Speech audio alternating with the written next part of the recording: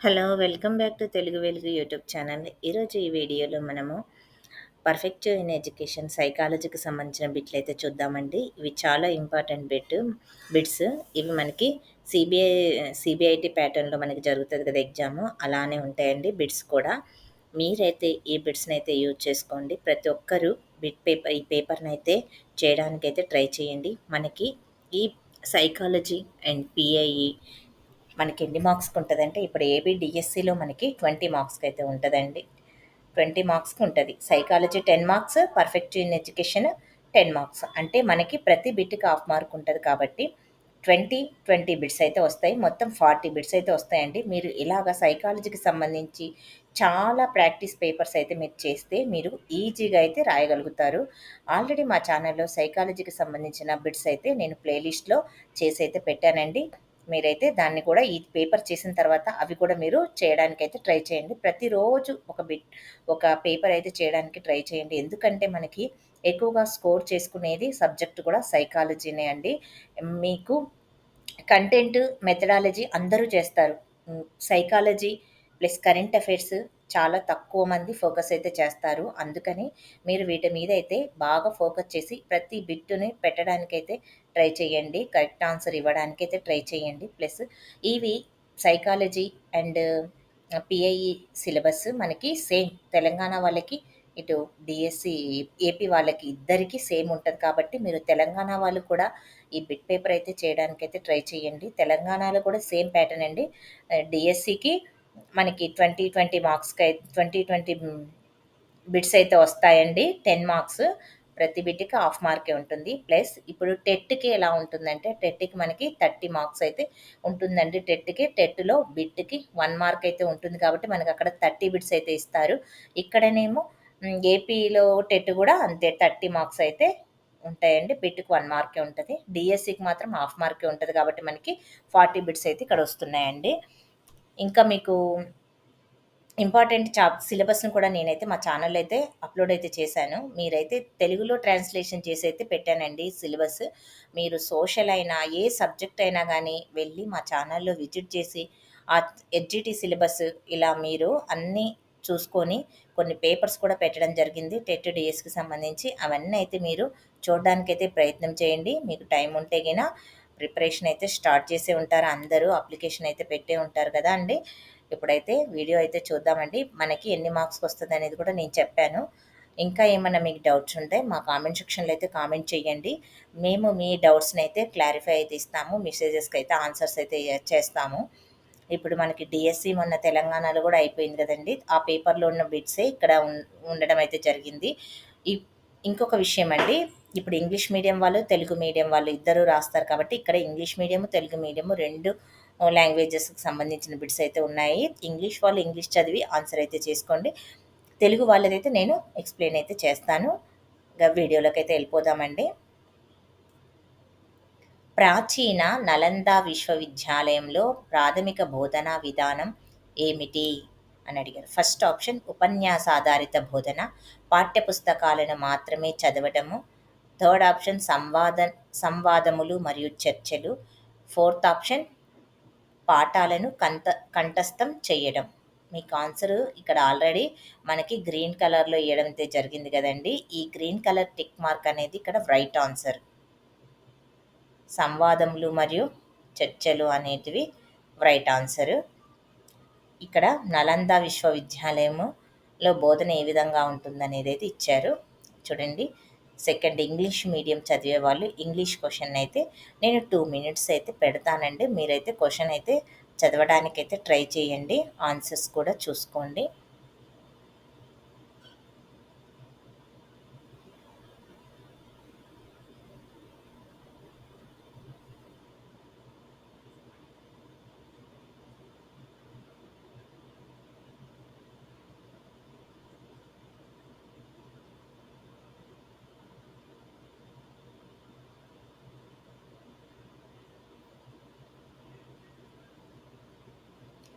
క్రి క్రింది వాటిలో ఇండియన్ ఎడ్యుకేషన్ కమిటీ 1964, 66 సిఫారసు చేసింది. మనకి 64, 66లో ఏ సిఫారసు చేసిందంటే ఇది ఏ కమిషన్ మనకి 64, 60ది కొఠారియా కమిషన్. ఈ కొఠారియా కమిషన్‌లు మీరు ఈశ్వరీభాయ్ పటేల్ కమిషన్, సెకండరీ విద్యా కమిషన్, 1986 జాతీయ విద్యా కమిషను ఇవైతే మీరు బాగా చూసుకోవాలండి. వీటిల్లో నుంచి అయితే ఖచ్చితంగా బిట్లయితే వస్తున్నాయి. మీరు ఎలా అడుగుతున్నారో కూడా ఇప్పుడైతే చూసేద్దామండి. 250 విద్యా కళాశాలను ఉపాధ్యాయ విద్యా కళాశాలగా అప్‌గ్రేడ్ చేయడము, ప్రతి జిల్లాలో district institute for educational and trainee ఏర్పాటు, ప్లస్ సుమారు 100 ఉపాధ్యాయ శిక్షణా కళాశాలలో విస్తరణ సేవల విభాగాల ఏర్పాటు. ఫోర్త్ ఆప్షన్ కాంప్లెక్స్ పరిధిలోకి వచ్చే పాఠశాలలో పనిచేస్తున్న ఉపాధ్యాయులందరి వృత్తిపరమైన అభివృద్ధి బాధ్యతతో నోడల్ స్కూల్ కాంప్లెక్స్‌ల ఏర్పాటు. ఇక్కడ చూడండి మనకి కొఠారియా కమిషన్ అండి. ఇది ఇండియన్ ఎడ్యుకేషనల్ కమిషన్ సిఫారసు ఏం చేసిందంటే మనకి కాంప్లెక్స్ పరిధిలోకి వచ్చే పాఠశాలలో పనిచేస్తున్న ఉపాధ్యాయులందరి వృత్తిపరమైన అభివృద్ధి బాధ్యతతో నోడల్ స్కూళ్ళతో స్కూల్ కాంప్లెక్స్‌ల ఏర్పాటు అనేది రైట్ ఆన్సర్ అండి. ఇది మీరు గమనించండి. ఇదైతే రైట్ ఆన్సర్. మొత్తం హైలైట్ అయితే చేయడానికైతే ఇదైతే హైలైట్ అయితే చేస్తున్నానండి నేను.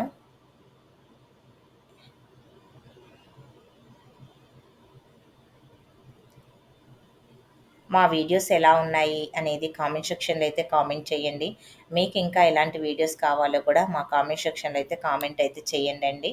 చేస్తే మీకు ఇలాగా మేము మంచి మంచి వీడియోస్ అయితే పెట్టడానికైతే ట్రై చేస్తామండి.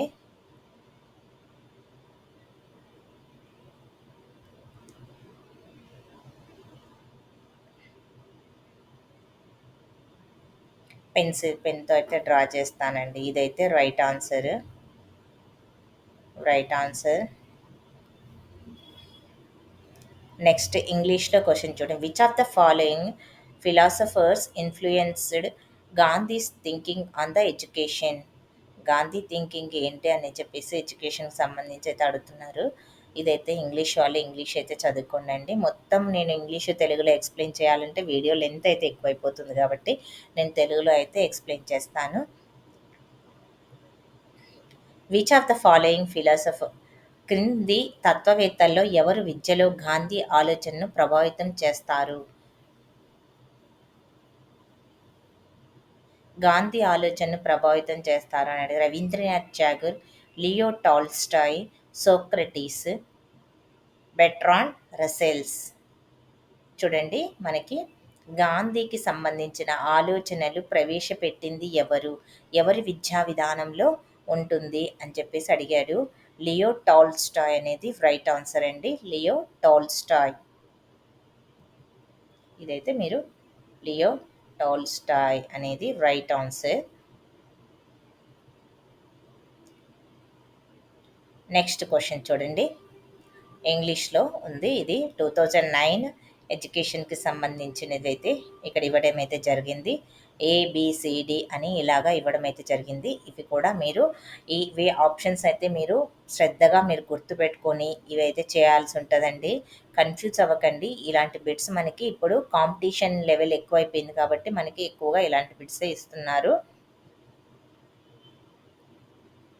National curriculum framework teacher education 2009 ప్రకారము క్రింది వాటిలో ఏది కరిక్యులర్ స్టడీస్‌లో భాగము అని అడుగుతున్నారు. జ్ఞానము మరియు కరిక్యులము. సెకండ్ ఆప్షన్ భాషా నైపుణ్యము మరియు భావ ప్రసరణ. థర్డ్ ఆప్షన్ గణితము. సెకండ్ ఆప్షన్ ఫోర్త్ ఆప్షన్ విజ్ఞాన శాస్త్రాలు. ఫిఫ్త్ ఆప్షన్ సాంఘిక శాస్త్రాలు. మనకి ఇక్కడ ఈ 2009 ఫ్రేమ్‌వర్క్‌లో మనకి ఏమిచ్చారు అని అడుగుతున్నారు. ఏది కరిక్యులమ్ స్టడీలో భాగము అనేది అడుగుతున్నారు. ఇక్కడ మనకి ఆన్సర్ ఏంటంటే ఆల్ అని ఇవ్వడం అయితే జరిగిందండి. చూడండి ఏబిసిడిఈ అన్నీ కరెక్ట్ ఆన్సర్స్. అంటే జ్ఞానము మరియు కరిక్యులమ్ అయితే ఉండాలి. భాషా నైపుణ్యం ఉండాలి. భావ ప్రసరణ ఉండాలి. మనకి జ్ఞానము ఒక కరికులం ఉండాలి. భాష మనకు రావాలి. భావం అన్నీ వ్యక్తపరిచే శక్తి గూడా ఉండాలి. నేర్పించాలి పిల్లలకి అని. గణితం మస్ట్ ఉండాలి. సైన్స్, విజ్ఞాన శాస్త్రాలు కూడా ఉండాలి. సాంఘిక శాస్త్రాలు ఉండాలి అనైతే చెప్పడం అయితే జరిగింది. కరిక్యులంలో ఇవి భాగం చెయ్యాలి మీరు పిల్లలకి అనైతే ఇచ్చారు. అది 2009. చూడండి ఇక్కడ మనకి ఈ ఆప్షన్ ఇది ఇంగ్లీష్‌లో ఉందండి. ఇది కూడా మీరైతే నిదానంగా చదువుకోండి. ఇంగ్లీష్ వాళ్ళు ఉంటే ఇక్కడ స్కిప్ చేసుకోండి. మీరు స్టాప్ చేసుకొని క్వెషన్ అయితే చదువుకోండి. క్వెషన్ చదువుకొని ఆప్షన్స్ అయితే చూసుకోవడానికైతే ట్రై చేయండి. నేనైతే తెలుగు అయితే నేను చెప్తానండి. ఇక్కడ మీరు స్టాప్ చేసుకొని చదువుకోండి. నేను ఒక 2 మినిట్స్ అయితే వెయిట్ అయితే చేస్తానండి. ఇక్కడ చూడండి.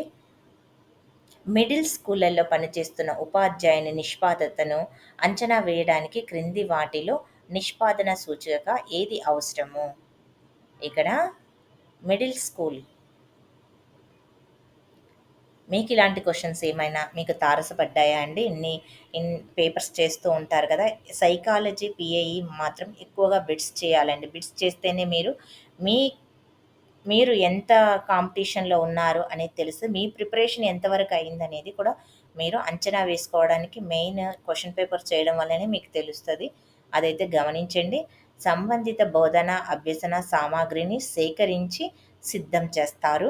ప్లస్ పిల్లలను అభ్యసన కృత్యాలలో నిమగ్నం చేయడానికి ప్రణాళికలు వేస్తారు. విద్యార్థుల నిష్పాదన రికార్డును ఉపయోగిస్తారు. ప్రణాళిక చేస్తున్నప్పుడు పాఠ్యపుస్తకాలు మరియు ఇతర సంబంధిత పత్రాలను ఉపయోగిస్తారు.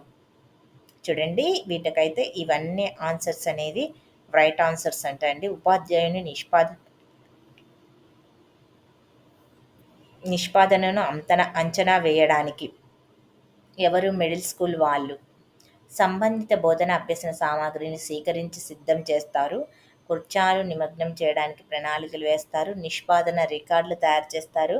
మరియు ఇతర సంబంధిత పత్రాలను ఉపయోగిస్తారు. ప్రణాళిక చేసేటప్పుడు పాఠ్యపుస్తకాలని మరియు ఇతర సంబంధిత పత్రాలను కూడా ఉపయోగిస్తారు అంట. మీరు ఫస్ట్ టైమే క్వెషన్ చదివి ఇలాంటివి అండర్‌స్టాండింగ్ చేసుకోవడానికైతే ట్రై చేయండి. ఇక్కడ బిట్స్‌కి ఎక్కువ టైం అయితే తీసుకుంటది. అది మీరైతే గమనించండి. ఇది ఇంగ్లీష్‌లో ఉందండి క్వెషన్. ఇంగ్లీష్ వాళ్ళు, తెలుగు వాళ్ళు వీడియోస్‌నైతే మీరు మంచిగా యూజ్ చేసుకోండి. వీడియోస్‌ని మీ ఫ్రెండ్స్‌కి షేర్ అయితే చేయండి. మీ ఫ్రెండ్స్‌కి షేర్ చేస్తే వాళ్ళు కూడా బిట్స్ అయితే చేస్తారు.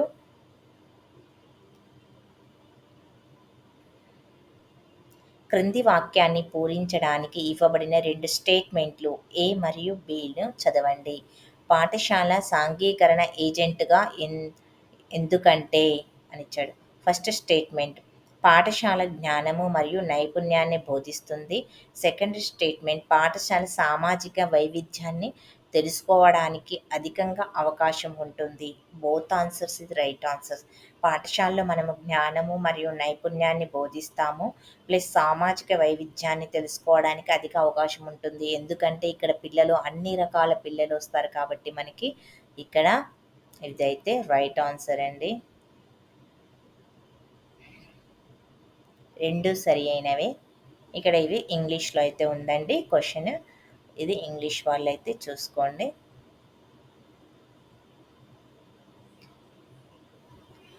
ఆర్థిక శాస్త్రం మరియు విద్యా మధ్య సంబంధాన్ని గుర్తించిన మొదటి వ్యక్తి ఎవరు? ఆర్థిక శాస్త్రము మరియు విద్య మధ్య సంబంధాన్ని గుర్తించిన మొదటి వ్యక్తి ఎవరు? థియోడర్ డబ్ల్యూ షెల్లిడ్జ్, Eric Hanushek, Adam Smith, Thomas Kane.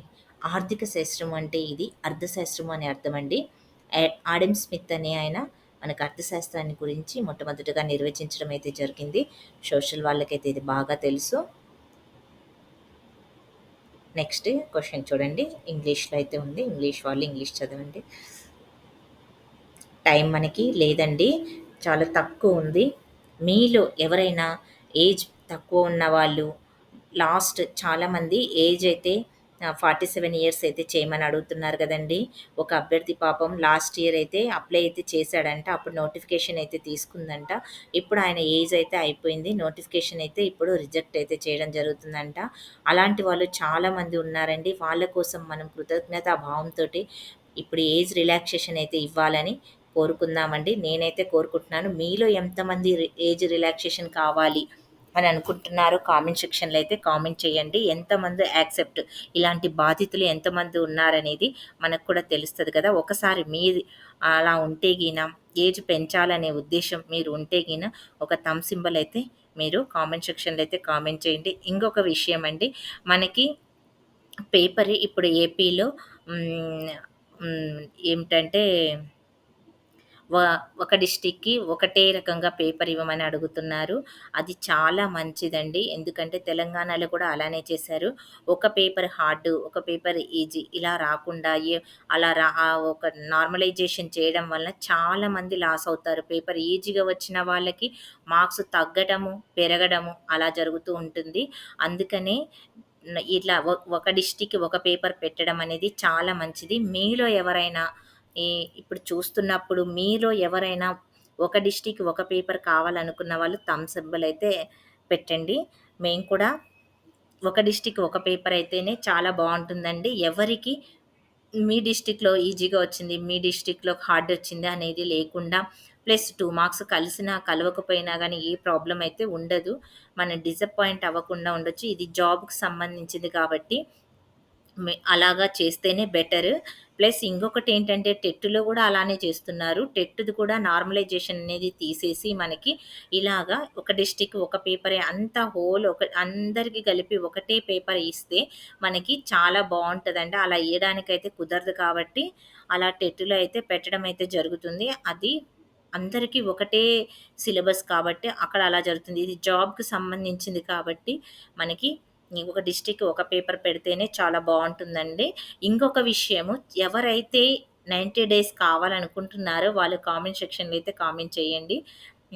నేను కూడా దానికైతే యాక్సెప్ట్ అయితే చేస్తున్నాను. మీరు ఎంతమంది 90 డేస్ కావాలనుకుంటున్నారు?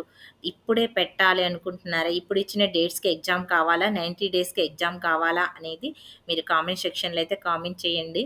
ఎక్కువ వేటికి కామెంట్స్ వస్తున్నాయనేదైతే చూద్దామండి. నేను కూడా ఈ 3టికి అయితే ఇప్పుడు ప్రైమ్ చీఫ్ మినిస్టర్ దగ్గరికైతే ఫైల్ అయితే వెళ్ళడం అయితే జరిగింది. ఆ ఫైల్‌ని సార్ యాక్సెప్ట్ చేసి మనకి ఈ 3 సంబంధించిన ప్రాబ్లమ్స్ అయితే మనకు సాల్వ్ చేస్తారని నేను మనస్ఫూర్తిగా అయితే కోరుకుంటున్నానండి. మీరు కూడా అలానే కోరుకోండి. మన డీఎస్సీ అందరి డీఎస్సీ అండి ఇది. మనకి పాపం చాలా రోజుల తర్వాత 8 ఇయర్స్‌కైతే మనకిచ్చారు కాబట్టి దీన్నైతే మనం సద్వినియోగం చేసుకోవాలి. వచ్చిన తర్వాత కోర్ట్‌ల కంటే తిరిగి కోర్ట్‌కి కేసులు అవి ఇవి చేసుకునే బదులు ముందే మనం ఈ ప్రాబ్లమ్‌ని సాల్వ్ చేసుకొని ఎగ్జామ్స్‌కైతే ప్రిపేర్ అయితే చాలా బావుంటది. మీరు ఎంతమంది ఇలా యాక్సెప్ట్ చేస్తున్నారో మీరు చేస్తే నేను కూడా వాళ్ళకైతే సపోర్ట్ చేస్తానండి. అందుకని మీరైతే వీడియో చూసిన వాళ్ళు ప్రతి ఒక్కరైతే మీరు చేయడానికైతే ట్రై చేయండి. కామెంట్ సెక్షన్‌లో అయితే కామెంట్ అయితే చేయండి.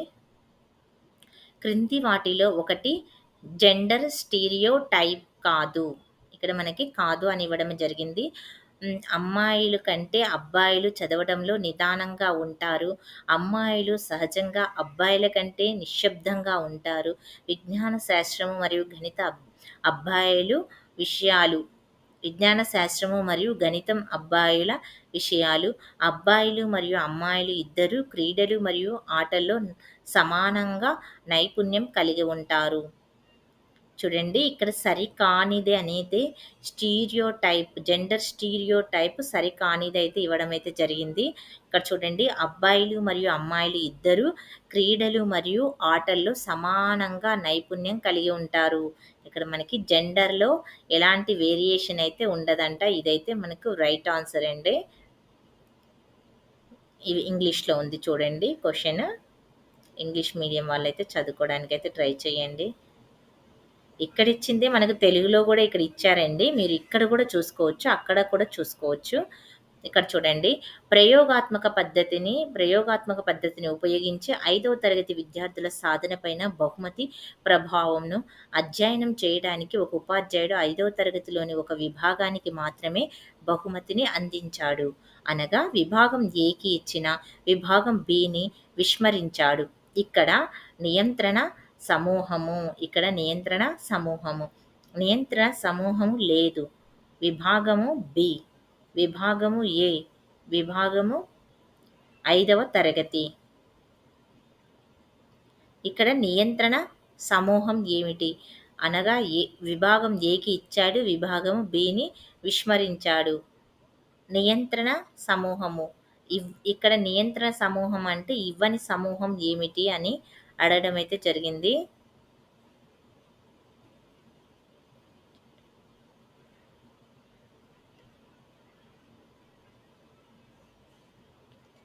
అంటే విస్మయించింది ఎవరినంటే నియంత్రణ చేసింది బీకే కాబట్టి ఇది రైట్ ఆన్సర్. మీ ఫ్రెండ్స్‌కి అయితే షేర్ అయితే చేయండండి. మీకెలా ఉన్నాయో వీడియోస్ అయితే మా కామెంట్ సెక్షన్‌లో మీకు బావుంటే లైక్ సింబల్ అయితే క్లిక్ చేయండి. ఇప్పటివరకు మీరు వీడియోస్ అయితే చూసారు గదండీ! లైక్ అయితే చేయండి. ఎంతోమందికైతే ఉపయోగపడుతుంటే మేము ఇంత కష్టపడినందుకు మీరిచ్చే మాకు గురుదక్షిణ అనుకోండి, లేకపోతే మా కష్టానికి ప్రతిఫలం అనుకోండి. మీరు యూజ్ చేసుకున్నందుకు మాకు ఒక్క లైకే కదండీ! మీ దగ్గర నుంచి మేము అడిగేది ఒక లైక్ మాత్రమే. ఆ లైక్‌నైతే మీరిస్తే మా వీడియో అయితే కొంచెం ముందుకు పోతది. మాకు కొంచెం ఇంట్రెస్ట్ వస్తది. ఇంకా అందరూ చూస్తున్నారు, లైక్ చేస్తున్నారు. మేము వీడియోస్ పెట్టాలి అనే ఇంట్రెస్ట్ అయితే వస్తది. మేము కూడా వీడియోస్ అయితే పెట్టనీకైతే ట్రై చేస్తాం. మీరు చూడకుండా, మీరు లైక్ చేయకుండా ఉంటే మీరు చూస్తున్నారనేది తెలిసేది మాకు ఒక లైక్ తోటే మాకు తెలుస్తది. ఇంతమంది చూసారు. వ్యూస్ అయితే ఉంటున్నాయి గానీ లైక్స్ అయితే ఉండట్లేదండి.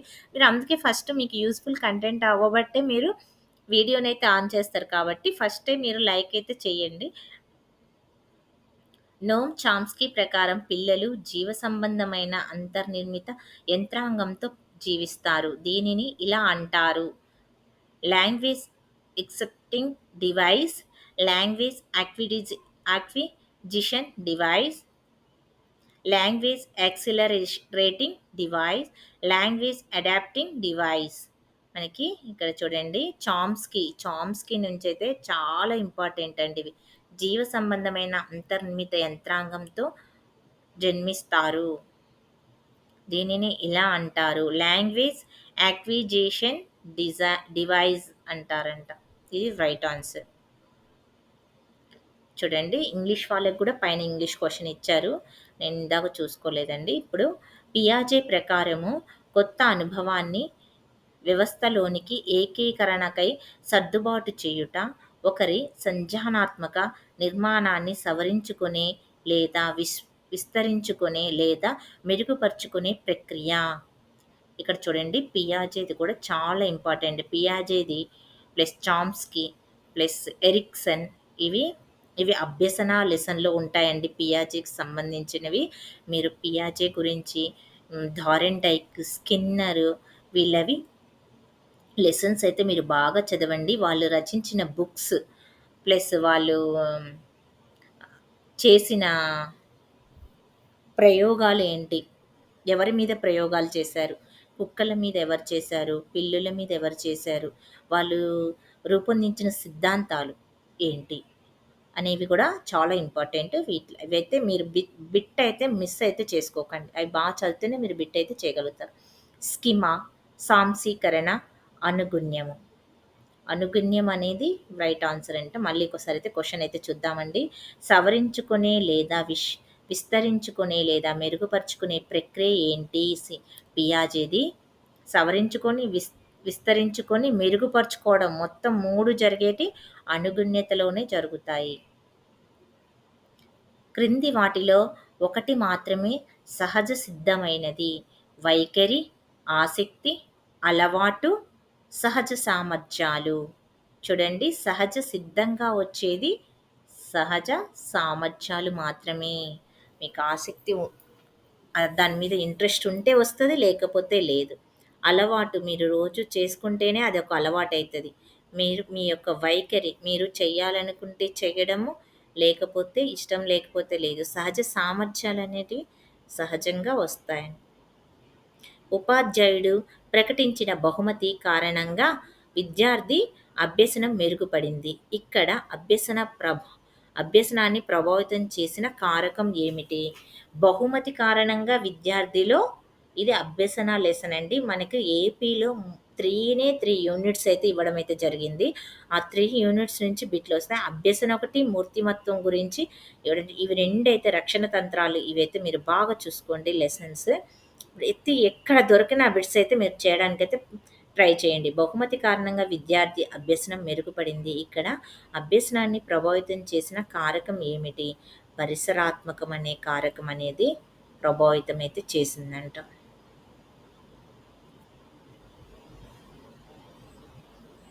నెక్స్ట్, ఒకే అంకెల సంకలనాలను తనంతట తాను చేయగలిగే మొదటి తరగతి విద్యార్థి సీత.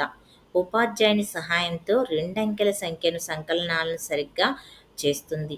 వైగాట్స్కి ప్రకారము సీత ఒక్కతే స్వతంత్రంగా చేయగలగడానికి ఉపాధ్యాయుని సహాయంతో ఆమె చేయగల దానికి మధ్య వ్యత్యాసాన్ని ఇలా అంటారు: సహచర కృత్యమ, సారువన, లేకపోతే వికాస సామీప్య మండలము, మానసిక పనితీరు. ఇక్కడ చూడండి ఆన్సర్ వికాస సామీప్య మండలము అనేది రైట్ ఆన్సర్ అండి. వైగాట్స్కి గురించి కూడా బాగా మీరు చూసుకోవాల్సి అయితే ఉంటుంది. ఉపాధ్యాయులకు వృత్యంతర విద్య అవసరం ఎందుకు అంటే, చూడండి, ఇది ఎన్సీఆర్టీ, ఎస్సీఆర్టీ మరియు డైట్లకు జాబ్ చార్ట్‌లో ఉంది. ఇది వార్షిక గ్రేడ్ ఇంక్రిమెంట్‌తో లింక్ అయి ఉంటుంది.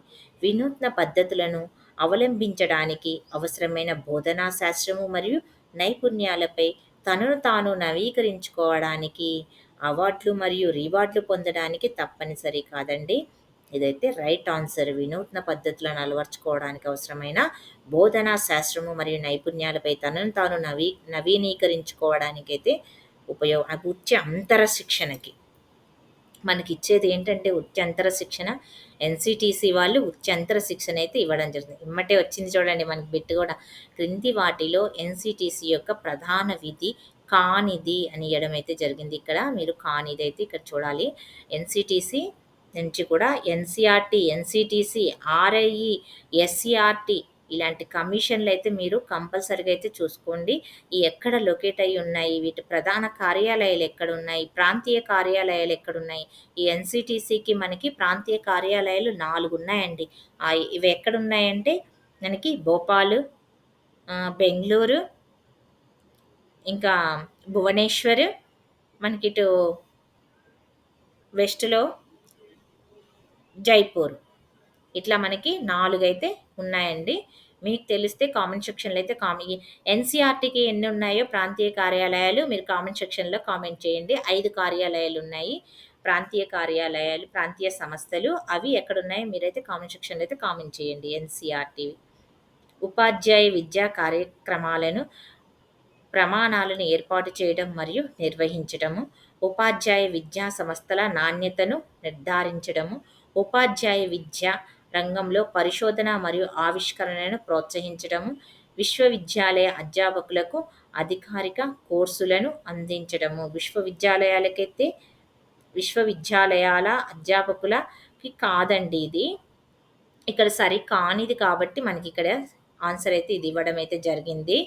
మనకి ఇక్కడ చూడండి, ఉపాధ్యాయ విద్యా కార్యక్రమాలను ప్రమాణాలను ఏర్పాటు చేయడము మరియు నిర్వహించడము, ఉపాధ్యాయ విద్యా సంస్థల నాణ్యతను నిర్ధారించడము, ఉపాధ్యాయ విద్యారంగంలో పరిశోధన మరియు ఆవిష్కరణలను ప్రోత్సహించడము అనేది మనకి రైట్. ఎన్‌సీటీసీ చేసే ముఖ్య విధులండి. ఈ 3 విధులైతే చేస్తుంది. నెక్స్ట్ క్వెషన్ అయితే చూద్దామండి. సస్టైనబుల్ డెవలప్‌మెంట్ గోల్స్ యొక్క ప్రాథమిక ప్రయోజనం ఏమిటి? ప్రపంచ రాజకీయ స్థిరత్వం సాధించడము, ఆర్థిక వృద్ధిని ప్రోత్సహించడము, శాంతి మరియు శ్రేయస్సు కోసము బ్లూ ప్రింట్‌ని అందించడము. ఇదైతే రైట్ ఆన్సర్ అండి. మీరు ఇంతవరకు మా ఛానల్‌ని చూసినందుకు చాలా సంతోషమండి. మీరైతే లైక్ అయితే చేయండి. మీ ఫ్రెండ్స్‌కి అయితే షేర్ అయితే చేయండి. ఇంతటితో ఈ వీడియో అయితే ఎండ్ చేస్తున్నానండి. మరిన్ని వీడియోస్ కోసము మా ఛానల్‌ని అయితే సబ్స్క్రైబ్ చేసుకోండి. మా ఛానల్‌లో సిలబస్సు ప్లస్ కంటెంట్ ప్లేలిస్ట్‌లో సైకాలజీకి సంబంధించిన బిట్లయితే ఉన్నాయి. మళ్ళీ వెళ్ళి మీరైతే అవి కూడా చేయడానికైతే ట్రై చేయండి. నెక్స్ట్ వీడియోలో అయితే మళ్ళీ కలుసుకుందామండి. డీఎస్సీ టెట్ రాసే అభ్యర్థులందరికీ ఆల్ ద బెస్ట్ అండి. Thank you.